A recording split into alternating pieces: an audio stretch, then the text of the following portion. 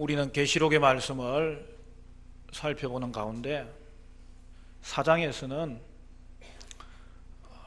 하나님에 대한 소개와 그리고 하나님에 대한 찬양이 나왔는데, 이제 오늘 5장도 4장에서 이어지는 그 하늘 성전에 대한 환상이에요. 5장도 4장과 마찬가지로 보좌에 앉으신 하나님의 모습을 묘사하는 것으로부터 시작하고 있어요. 여러분, 그것은 하나님이 이 땅에 주권자 되신다는 것을 표현하는 거예요. 여러분, 이 땅은 초대교회 당시에 로마의 황제가 교회를 박해하는 그러한 상황이었어요. 그렇지만 이 땅은 로마 황제가 다스리는 곳이 아니라는 거예요. 하나님이 주권자가 되어서 다스리신다는 거예요. 우리는 세상의 지도자들이 이 땅을 통치하는 것처럼 보이지만 그렇지 않아요. 이 땅은 하나님이 다스리시고 지도자들에게 권세를 주시는 분도 하나님이시고, 주신 권세를 어떻게 활용하는지를 지켜보시는 분도 하나님이셔서 권세를 또한 빼앗아 가시는 분도 하나님이신 거예요. 그리고 이제 본문이 본격적으로 보여주는 것은 하나님 우편에 앉으신 예수님에 대해서 말씀하는 것이죠. 우리는 본문을 통하여서 예수님이 누구인지를 잘 알 수가 있습니다. 여러분, 오늘 본문이 소개하는 예수님은 어떤 모습입니까? 먼저 5절 말씀을 보면 명확하게 그것을 보여주고 있어요. 우리 5절 말씀 같이 읽어볼까요? 5절 다 같이 시작. 장로 중에 한 사람이 내게 말하되 울지 말라. 유대 지파의 사자 다윗의 뿌리가 이겼으니 그 두루마리와 그 7인을 떼시리라 하더라. 여기에 예수님에 대한 소개가 두 가지 나오지 않아요. 유대 지파의 사자와 다윗의 뿌리라는 것이죠. 여러분, 여기서 사자는 뭐예요? 여러분, 사자는 라이언이에요. 왕적인 권세를 이야기하는 거죠.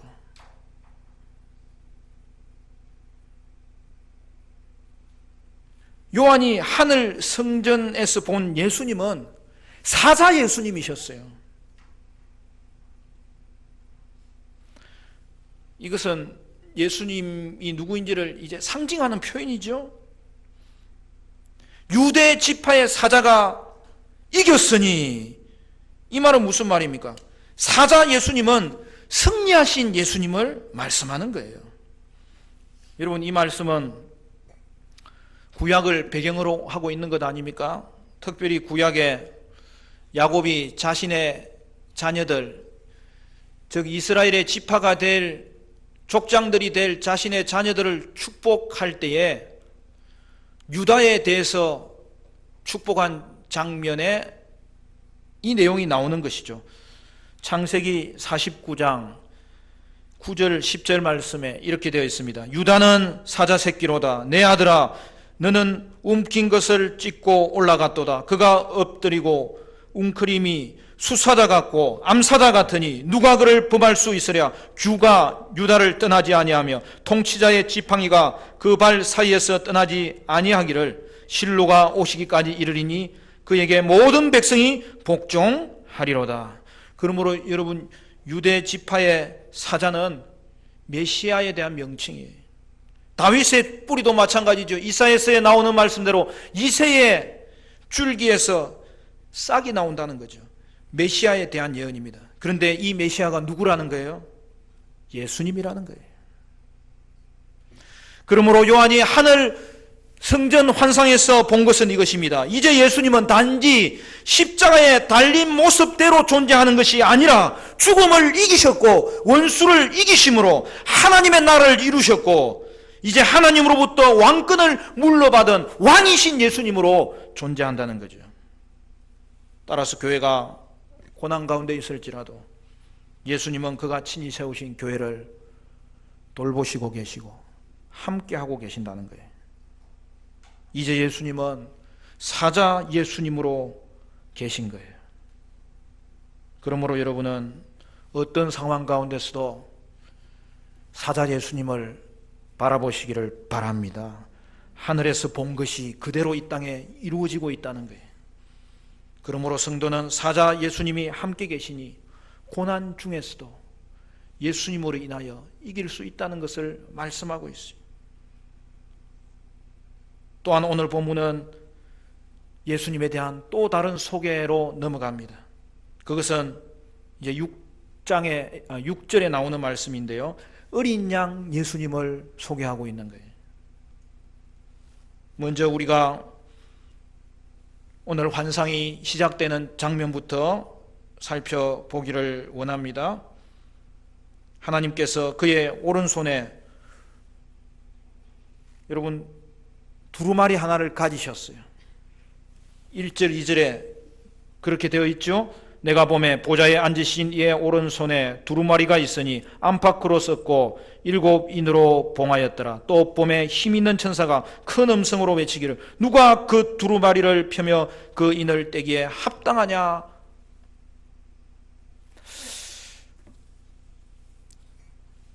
두루마리 하나가 하나님의 오른손에 들려 있는데 안팎으로 글이 쓰여져 있고 7인으로 봉해져 있다는 거예요. 여러분 이것은 구약에서 에스겔이 본 환상과 다니엘이 본 환상을 결합해 놓은 거예요. 에스겔 2장 9절 10절 말씀은 이렇게 되어 있습니다. 내가 보니 보라 한 손이 나를 향하여 펴지고 보라 그 안에 두루마리 책이 있더라. 그가 그것을 내 앞에 펴시니 그 안팎에 글이 있는데 그 위에 애가와 애곡과 재앙의 말이 기록되었더라. 두루마리의 안팎에 글이 있다는 거죠. 그리고 그 책은 심판의 책이라는 거죠. 다니엘서 12장 4절은 이렇게 말합니다. 다니엘아 마지막 때까지 이 말을 간수하고 이 글을 봉함하라. 많은 사람이 빨리 왕래하며 지식이 더하리라. 다니엘은 하나님으로부터 명령을 받습니다. 그게 뭐예요? 이 책을 마지막 때까지 간수하라는 거예요. 이 책을 봉함하라는 거예요. 그러므로 여러분 구약의 선지자들은 이 두루마리를 참으로 보고 싶어 했어요. 그러나 그때까지는 봉해져 있다는 거예요. 그때까지는 부분적으로만 알 뿐 그 책을 펼 수가 없기 때문에 온전히 알 수가 없다는 거예요. 여러분 언제까지 봉해져 있다는 것입니까? 마지막 때까지입니다. 여러분 마지막 때는 언제입니까? 그것은 종말의 때로 메시아가 오는 때를 말씀하는 것이죠. 그러므로 메시아가 오시면 이 책을 가지는 자격이 되고 이 봉한 것을 펼치고 이 책에 있는 내용을 이루게 되는 것이죠. 선지자들은 메시아가 오심으로 부분적으로 열린 이 책이 완전히 열리기를 기다리고 고대했던 것입니다. 그리고 이 책은 반드시 열려야 되는 거예요. 왜 그렇습니까? 이 책의 내용에는 무엇이 담겨져 있길래 반드시 열려야 되는 것입니까? 여러분 이 책은 바로 하나님의 구속 계획이 담긴 책입니다. 하나님의 구속 계획이 어떻게 이루어질지를 기록해 놓은 책이라는 것이죠. 힘 있는 천사가 등장하여서 이제 큰 소리로 외치는 장면이 나옵니다. 뭐라고 외칩니까? 누가 그 두루마리를 펴서 그 인을 떼기에 합당하냐? 그렇게 큰 소리로 외치며 질문하는 것이죠. 그것에 대한 답변이 뭡니까? 반응이 어떻게 일어납니까? 그것이 3절 4절 말씀에 있습니다. 우리 같이 한번 읽어볼까요? 3절 4절 시작. 하늘 위에나 땅 위에나 땅 아래에 능히 그 두루마리를 펴거나 보거나 할 자가 없더라. 그 두루마리를 펴거나 보거나 하기에 합당한 자가 보이지 아니하기로 내가 크게 울었더니. 무슨 말이죠? 하늘 위에 천사라도 땅 위에 존재하는 어떤 피조물이라도 여러분 이 책을 펴기에 합당한 자가 없다는 거예요. 아무도 없다는 거예요. 이것은 하늘에 있는 존재, 땅에 있는 모든 존재를 통틀어서 이 책을 펼 수 있는 사람이 없다는 거예요. 거기에 합당한 사람이 아무도 없다는 거예요. 그것이 이 땅의 현실입니다. 그래서 요한은 웁니다.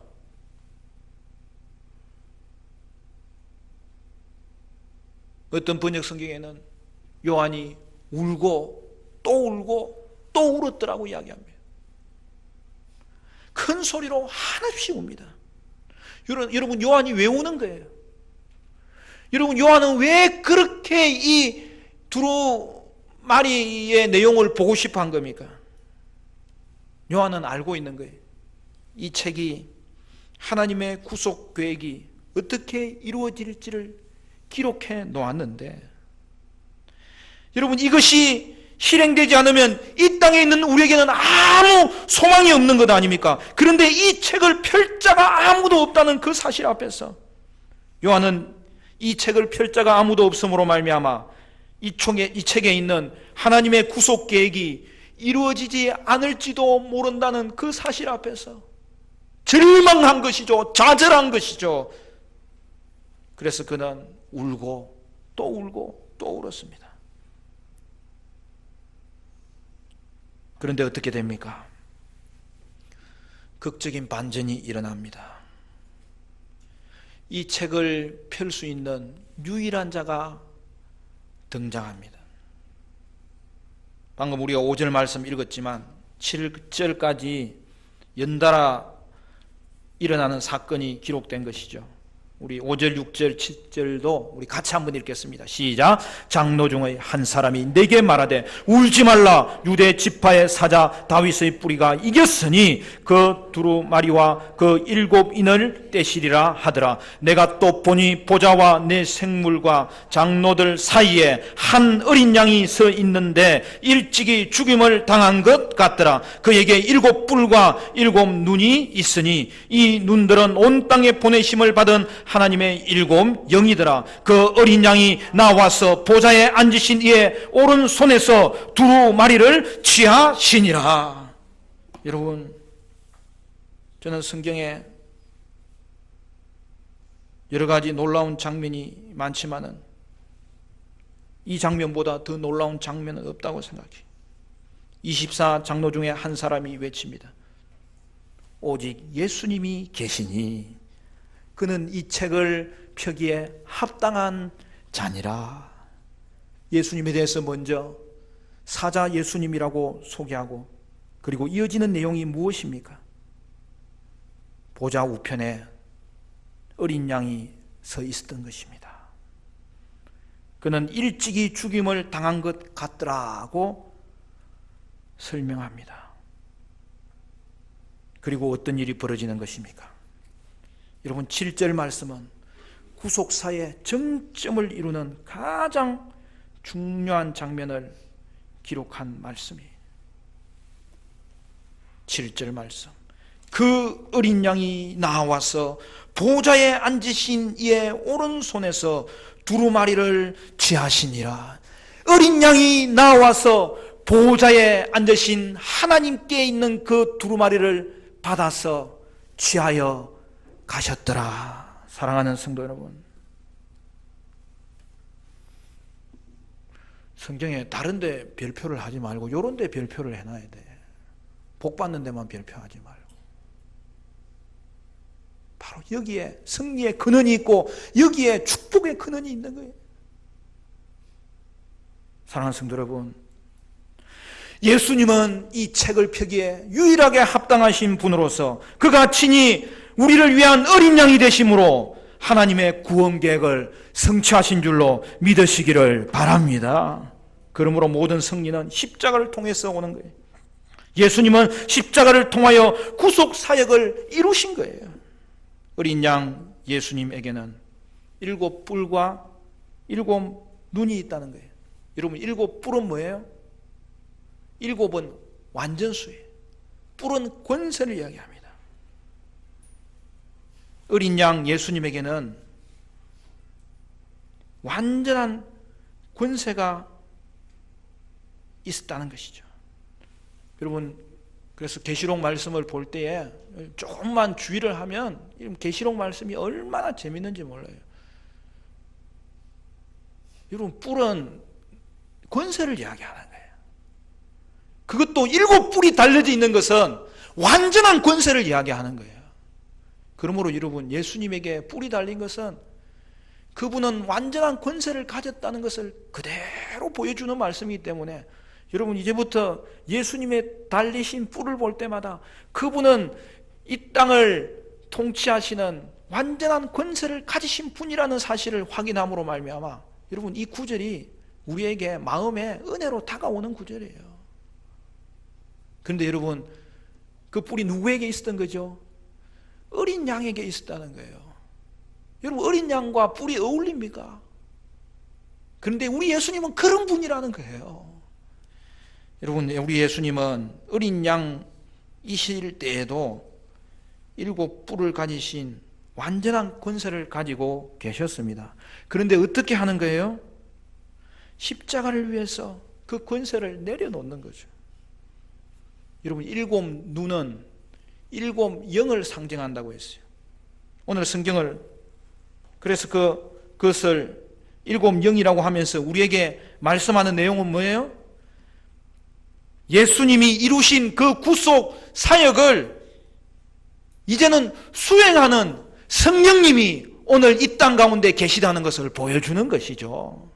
그것도 성령님의 일은 7 눈을 가지신 존재이기 때문에 우리의 모든 부분을 세밀하게 감찰하시고 또한 그가 하는 모든 일은 완전하게 하나님의 뜻을 이룬다는 것을 보여주는 것이죠.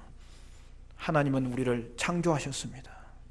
그러나 우리가 하나님의 형상으로 지음받았지만 이 땅 가운데 살 때에 아담이 하나님의 말씀에 불순종함으로 범죄하고 타락하였던 것이죠. 그러나 그 인생을 하나님은 내버려 두셔서 죽게 된 상태로 있게 하지 않으시고 살리시기로 마음먹은 거죠. 그래서 예수님을 보내신 거죠. 인간의 몸을 입고 그가 우리를 위하여 십자가에서 죽으시고 부활하심으로 말미암아서 우리의 죄를 사해 주시고 구원하러 오신 것이죠. 그리고 그 구원의 놀라운 은혜는 십자가에서 이루어졌지만 그것을 혜택받도록 하나님은 역사하기 위해서 이제는 누구를 보내시는 거예요? 성령님을 보내시는 거죠. 성령님의 하시는 일은 결코 실패함이 없었어. 그의 택한 백성은 이 땅 가운데 나게 하시고 이 땅 가운데 있는 그 어떤 형편 가운데서도 주님을 만날 수 있도록 인도하시고 결국에는 주님의 자녀가 되도록 역사하시는 일이 성령님이 그의 눈을 가지시고 오늘도 활동하고 계신다는 이 사실 앞에서 우리는 분명하게 확인할 수 있는 것이죠. 그러므로 여러분, 하나님은 창조주가 되십니다. 하나님은 섭리자가 되십니다. 예수님은 구속주가 되십니다.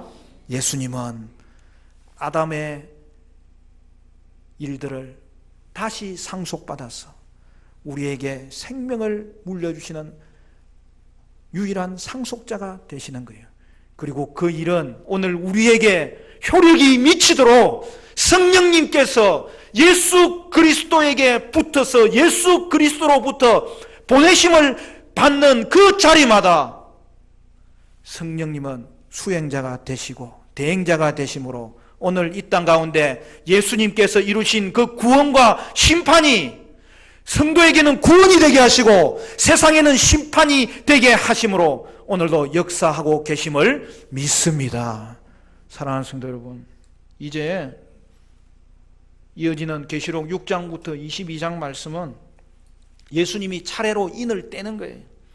그러므로 예수님이 이미 성취한 구원과 심판이 이 땅에서 어떻게 펼쳐지고 나중에는 어떻게 완성되는지를 고스란히 보여주게 되는 것이죠.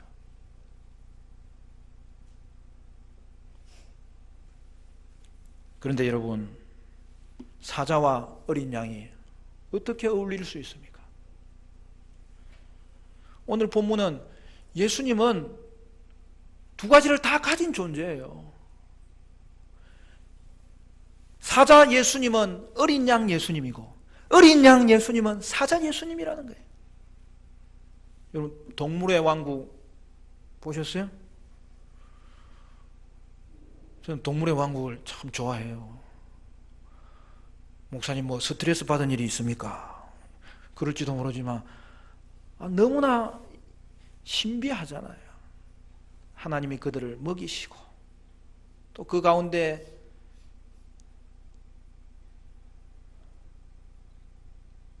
약육 강식이 있지만은 또 그 모든 것이 전체적으로는 조화를 이루는 것을 보게 되는 거죠.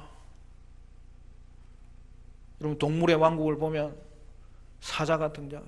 사자는 포효하면서 먹을거리를 향하여 쏜살같이 달려갑니다. 그때 양 같은 존재는 얼마나 약한 존재인지 살기 위해서 불이 나게 끊임없이 도망가는 존재로 나타나고 있어요. 그런데 이 둘이 어떻게 어울릴 수 있습니까? 이 둘이 어떻게 동시에 예수님의 표상이 될 수 있습니까? 6절 말씀에 이미 읽었듯이 예수님에 대해서 뭐라고 해요? 일찍이 죽임을 당한 것 같더라. 이 말은 뭐예요? 예수님이 희생제물이 되셨다는 거죠. 이것도 구약의 말씀을 생각나게 하잖아요. 출애굽기에 유월절 어린 양을 생각나게 하고, 또 이사야 53장에 도수장으로 끌려가는 고난받는 종으로서의 어린 양을 말하는 것이죠. 그러므로 이것은 자기 백성의 구속을 위한 그리스도의 희생제사를 말합니다. 예수님은 죄가 없기 때문에 합당하신 분이에요. 그러면서도 예수님은 우리 인간의 몸을 입고 우리 가운데 오셨고 사셨고 고난받으셨기 때문에 예수님은 희생양으로 합당한 거예요. 그러므로 결국 죽임당하신 어린 양은 원수를 이기셨고 우리를 죄와 죽음에서 구원하셨습니다. 따라서 사자이신 그리스도는 어린 양으로 죽임을 당하심으로 이기셨다는 사실을 오늘 성경은 분명하게 보여주는 거예요. 여러분, 이게 왜 중요합니까? 이게 오늘 5장 말씀의 주제예요. 그리고 성경 전체의 주제입니다. 여기 보면 죽임을 당했다는 표현은 성경 원문을 보면 지속적인 상태를 표현하는 구절이에요. 어린 양 예수님은 계속 죽임을 당하는 존재로 우리 가운데 거하시면서, 이는 또한 구속적인 죽음의 이 승리의 효력이 계속 나타난다는 것을 보여주고 있는 것이죠.